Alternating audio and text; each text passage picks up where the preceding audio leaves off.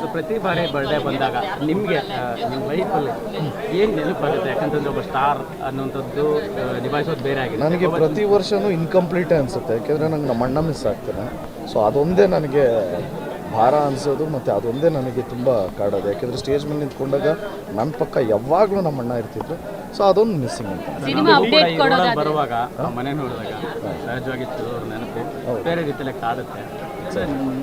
ನಿಮಗೆ ಒಂದು ಸಿನಿಮಾ ಬಂದಾಗ ಅವ್ರು ಸಜೆಸ್ಟ್ ಮಾಡ್ತಿದ್ದಂಥ ರೀತಿ ಆಗಿರ್ಬೋದು, ನಿಮ್ಮನ್ನು ಅವ್ರು ಸಪೋರ್ಟ್ ಮಾಡ್ತಿದ್ದಂಥ ರೀತಿ ಹೆಂಗೆ?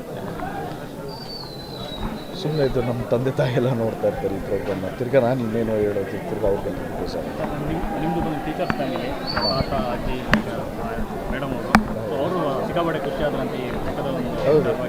ನನ್ನ ಹೆಂಡ್ತಿನೂ 25-30 ಬುಕ್ ಕೊಟ್ಟರು. ಇದು ನನ್ನ ಇದು ನಿನ್ನ ಬರ್ತಡೇಗೆ ಅಂದ್ಬಿಟ್ಟು. ಸೊ ಅದು ಖುಷಿ ಆಯಿತು.